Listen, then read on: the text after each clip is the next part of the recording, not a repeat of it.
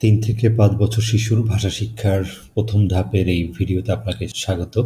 শিশুর শেখার শুরুটা হোক সহজ এবং আনন্দদায়ক।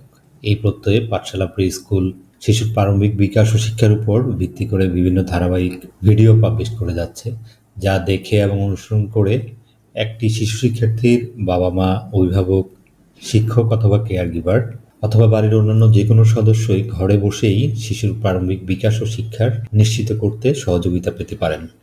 যারা কোনো না কোনোভাবে ০ থেকে ৫ বছর বয়সের শিশুর বেড়ে ওঠার সাথে সম্পৃক্ত, আমি আপনাদের অনুরোধ করব পাঠশালা প্রি স্কুল চ্যানেলটি সাবস্ক্রাইব করে আমাদের সাথেই থাকুন। আশা করি উপকৃত হবেন। পূর্বের ভিডিওতে আমরা জেনেছি ৩ থেকে ৫ বছরের একটি শিশুর ভাষা দক্ষতা অর্জনের লক্ষ্যে আমরা ৩টি ধাপে ভাষা শিক্ষার বিভিন্ন কার্যক্রম চালিয়ে যাব। তারই ধারাবাহিকতায় আজকের প্রথম ধাপের ভিডিও ৩ থেকে ৫ বছর শিশুদের ভাষা শিক্ষা কার্যক্রম এর শোনা ও বলার কাজ। শোনা ও বলার কার্যসূচি সম্পর্কে আমরা একটু প্রথমেই জেনে নেই। এই শোনা এবং বলার কার্যক্রমকে আমরা দুটি ভাগে ভাগ করে নিয়েছি। একটি হচ্ছে ধ্বনির কাজ এবং অপরটি হচ্ছে গল্প কথনের কাজ। ধ্বনির উপরে আমাদের এই চ্যানেলের বাংলা ও ইংরেজি বর্ণের ধ্বনি অথবা সাউন্ড অথবা ফনিক্স আমরা যেটাই বলি না কেন, এর উপর বেশ কয়েকটা ভিডিও রয়েছে। যারা ধ্বনি সম্পর্কে বেসিক কিছু জানতে চান তাদেরকে আমি আমাদের ভিডিওগুলো দেখে আসার জন্য অনুরোধ করব। আমরা এখানে যেই দুটি ভাগে শোনা এবং বলার কার্যক্রমগুলো সাজিয়েছি সেটা হচ্ছে প্রথমত হচ্ছে ধ্বনির কাজ। প্রথমত আমরা ধ্বনির চর্চা নিয়ে আমরা কাজ করব শিশুদের সাথে।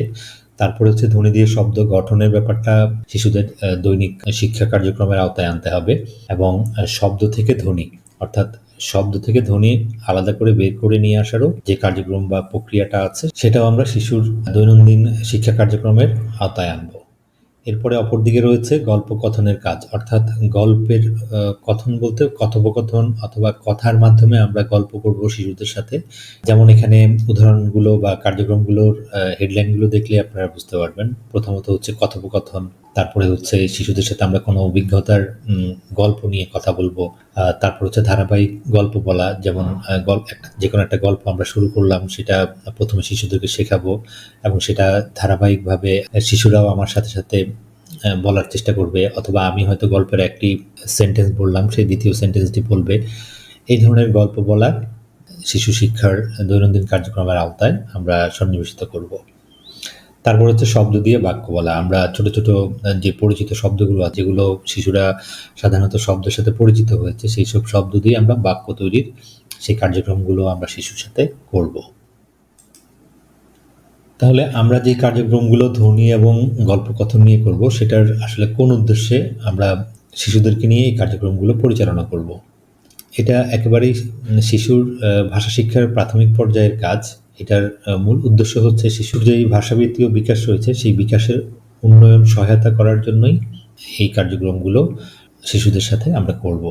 যেমন আমাদের উদ্দেশ্য কি, ধ্বনির কাজগুলো নিয়ে ধ্বনির কাজগুলো করানোর উদ্দেশ্য হচ্ছে ধ্বনি শনাক্ত এবং ধ্বনি দিয়ে বিভিন্ন শব্দ তৈরি করতে সহায়তা করা। আর যেটা গল্পকথনের কথা বলা হয়েছে সেটার উদ্দেশ্য হচ্ছে শব্দ তৈরি ও ব্যবহার, স্পষ্ট ও শ্রবণযোগ্যভাবে কথা বলতে পারা এবং কোনো ছবি বা দৃশ্যপট এসব সম্পর্কে শিশুকে বলতে সহায়তা করা। এটাই হচ্ছে আমাদের এই কার্যক্রমের মূল উদ্দেশ্য। এগুলোকে একটু বিস্তারিতভাবে আমরা আলোচনা করলে তাহলে আপনারা পরিষ্কারভাবে বুঝতে পারবেন যে আসলে কোন কার্যক্রমের মাধ্যমে শিশু কোন দক্ষতা অর্জন করবে। প্রথমত আমরা ধ্বনি চর্চার বিষয়টাতে যদি আসি, এই ধ্বনি চর্চার মাধ্যমে শিশুরা পরিবেশের বিভিন্ন শব্দ শনাক্ত করতে পারবে। তারপর হচ্ছে দেখে এবং শুনে কোনো কিছু শনাক্ত করতে পারবে। তারপর হচ্ছে স্পষ্ট শ্রবণযোগ্যভাবে কথা বলতে পারবে, শব্দ শুনে এর উৎস চিনতে পারবে, পরিবেশের বিভিন্ন শব্দ শনাক্ত করতে পারবে, দেখে ও শুনে কোনো কিছু শনাক্ত করতে পারবে। দ্বিতীয়ত হচ্ছে আমাদের ধ্বনি দিয়ে শব্দ গঠন। আমাদের ধ্বনির কাজের এটা দ্বিতীয় পার্ট। সেইটার যেই শিখন ফল হবে, অর্থাৎ যে দক্ষতাটা শিশু অর্জন করবে বা অর্জন করতে সক্ষম হবে, সেটা হচ্ছে একই রকম ধ্বনি শনাক্ত করতে পারবে। দ্বিতীয়ত হচ্ছে একই রকম ধ্বনি ব্যবহার করে ভিন্ন ভিন্ন শব্দ তৈরি করতে পারবে। তৃতীয়ত হচ্ছে শব্দ থেকে ধ্বনি। আমরা যেমন কিছুক্ষণ পূর্বে ধ্বনি থেকে শব্দ তৈরি করেছি, আবার এখন শব্দ থেকে ধ্বনি আমরা বের করে নিয়ে আসবো। এটা শিশুকে ওইভাবে আমাদেরকে কার্যক্রমগুলো করাতে হবে যেন শিশু কোনো একটা শব্দ শুনে সে যেন বুঝতে পারে এখানে কোন কোন ধ্বনিগুলোর সমন্বয়ে শব্দটা গঠিত হয়েছে।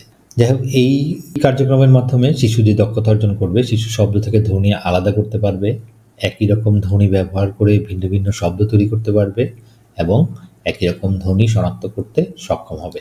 এরপরে হচ্ছে আমাদের গল্প কথনের কাজ। গল্প কথনে আমাদের 4টি কার্যক্রম আমরা এই ক্ষেত্রে উল্লেখ করেছি। প্রথমত হচ্ছে কথোপকথন। এই কথোপকথনের মাধ্যমে শিশুর যে দক্ষতাটা বা অর্জন করবে অথবা যেটা শিখন ফল বেরোয় আসবে, সেটা হচ্ছে শিশুর কথোপকথন ও দলীয় আলোচনায় সক্রিয়ভাবে অংশগ্রহণ করা শিখবে। অর্থাৎ সকলের সাথে কথা বলা, দলীয়ভাবে একাধিক বন্ধুবান্ধব অথবা পরিবারের বিভিন্ন সদস্যের সাথে সক্রিয়ভাবে আলোচনায় অংশগ্রহণ করতে শিখবে। দ্বিতীয়ত হচ্ছে প্রশ্ন করতে পারবে এবং প্রশ্নের উত্তর দিতে পারবে। তারপর হচ্ছে স্পষ্ট শ্রবণযোগ্যভাবে কথা বলতে পারবে, বাক্য থেকে শব্দ আলাদা করতে পারবে এবং একই রকম শব্দ শনাক্ত করতে পারবে। দ্বিতীয়ত হচ্ছে অভিজ্ঞতার গল্প। এই কার্যক্রমের মাধ্যমে শিশুর যে দক্ষতাটা অর্জন করবে তা হচ্ছে শিশু পরিচিত বস্তু বা ছবি, দৃশ্যপট সম্পর্কে বলতে পারবে। কোনো একটা বস্তু দেখলো অথবা একটা ছবি দেখেছে, সেই ছবি সম্পর্কে বিস্তারিত কিছু বলবে, দৃশ্যপট সম্পর্কে বলবে। এবং দ্বিতীয়ত হচ্ছে স্পষ্ট ও শ্রবণযোগ্যভাবে কথা বলতে পারবে। আর তৃতীয়ত হচ্ছে কাল, অর্থাৎ বিভিন্ন যে কালগুলো আছে, অতীত, বর্তমান এবং ভবিষ্যৎ, সে অনুযায়ী ভাব প্রকাশ করতে পারবে। তারপর হচ্ছে 3 নম্বরে ধারাবাহিক গল্প বলা। শিশু এই ক্ষেত্রে যেই দক্ষতা অর্জন করবে, শিশু অসম্পূর্ণ গল্প নিজে সম্পূর্ণ করে বলতে পারবে এবং দলীয়ভাবে ধারাবাহিক গল্প তৈরি করতে ও বলতে পারবে। এবং সর্বশেষ গল্পকথনের কাজ, সর্বশেষ বলতে চতুর্থত যেটা আছে সেটা হচ্ছে শব্দ দিয়ে বাক্য বলা। এখানে যে দক্ষতাগুলো শিশু অর্জন করতে সক্ষম হবে সেটা হচ্ছে শিশু একই রকম শব্দ ব্যবহার করে বিভিন্ন বাক্য তৈরি করতে পারবে, নতুন পরিচিত শব্দ দিয়ে বাক্য বলতে পারবে এবং সর্বশেষ চারপাশের পরিবেশে বিভিন্ন উপাদান যেগুলো সাধারণত শিশুরা স্বাভাবিকভাবে দেখে থাকে বা পূর্বে চিনে আসছে, সেই ধরনের যেসব উপাদানগুলো আছে সেগুলো চিনতে ও নাম বলতে পারবে। যেমন ধরুন ফুল, ফল, মাছ, পাখি, চাঁদ, যানবাহন, বিভিন্ন ধরনের এই ধরনের উপকরণের যেসব আছে আমাদের পরিবেশের উপাদান যেগুলো রয়েছে সেগুলো সে চিনতেও নাম বলতে পারবে। এই ছিল আমাদের ধ্বনি এবং গল্পকথনের কার্যক্রমের যেই অর্জনকৃত দক্ষতাগুলো শিশু অর্জন করবে সেগুলোর কিছুটা বর্ণনা। এই কার্যক্রমগুলো আসলে শিশুরা কোন সময়কাল বা কোন বয়স থেকে শিখবে সেটাও একটা বিষয়। যখন শিশুরা ছোট ছোট শব্দ বলা শিখে বা পরিবেশের বিভিন্ন উপকরণ অথবা উপাদানের সাথে যখন তারা পরিচিত হতে থাকে, তখন থেকেই কিন্তু আমরা এই ভাষার প্রাথমিক পর্যায়ের যে কার্যক্রমটা রয়েছে সেটা কিন্তু আমরা চালিয়ে যেতে থাকবো।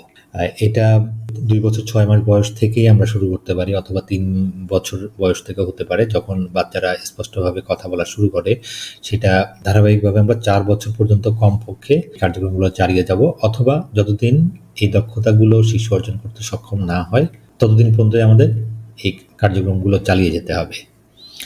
এই কার্যক্রম চলাকালীন সময়ে শিশুর উল্লেখিত দক্ষতাগুলো ধাপে ধাপে অর্জন করবে। কোনো শিশু হয়তো কিছুটা দেরি হতে পারে।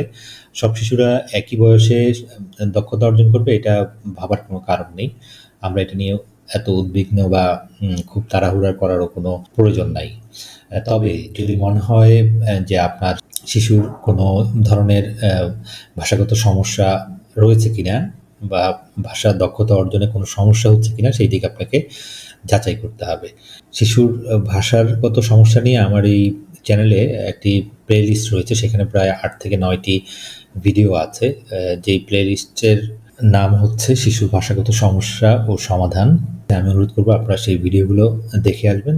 ভাষার দক্ষতা অর্জনে কোনো ধরনের বাধা বা সমস্যা হয়ে থাকে বলে আপনি মনে করেন, তাহলে আমি আশা করছি যে প্রাথমিক পর্যায়ের যে জ্ঞানটুকু সেটা আপনারা আমার সেই ভিডিওগুলো থেকে আপনারা পেয়ে যাবেন এবং সেই অনুযায়ী আপনার প্রয়োজনীয় ব্যবস্থাগুলো নিতে পারবেন। তাহলে এই ভিডিওর সারসংক্ষেপগুলো আমরা একটু আবার রিক্যাপ করি। আমরা যে ভিডিওটা করছি 3 থেকে 5 বছর শিশুর ভাষা শিক্ষার উপরে। আমাদের এই ভিডিওটা হচ্ছে প্রথম ধাপের ভিডিও। শোনা ও বলা কার্যক্রম তালিকাকে আমরা 2টি ভাগে ভাগ করেছি। একটা হচ্ছে ধ্বনির কাজ এবং আরেকটা হচ্ছে গল্পকথনের কাজ। এরপরে আমরা জেনেছি যে কার্যক্রমগুলো আমরা করব সেটার কোন উদ্দেশ্যে করছি। তৃতীয়ত হচ্ছে কার্যক্রমের যে দক্ষতাগুলো শিশুরা অর্জন করবে সেটাও আপনাদেরকে জানালাম এবং জানালাম শেখার বয়স ও সময়কাল। যাই হোক, এই ভিডিওর সংক্রান্ত যদি কোনো প্রশ্ন আপনাদের থেকে থাকে তাহলে আমাকে কমেন্টস বক্সে কমেন্টস করে জানাবেন, আমি ইনশাল্লাহ উত্তর দেব। আর যদি ভিডিওটি আপনাদের ভালো লেগে থাকে তাহলে ভিডিওটিতে একটা লাইক এবং শেয়ার করে আপনার পরিচিত জনকে দেখার সুযোগ করে দিবেন। আর যদি চ্যানেলটি সাবস্ক্রাইব না করে থাকেন তাহলে চ্যানেলটি সাবস্ক্রাইব করে আমাদের সাথেই থাকবেন। তাহলেই দেখা হবে পরবর্তী ভিডিওতে। ততক্ষণ ভালো থাকুন। আল্লাহ হাফেজ।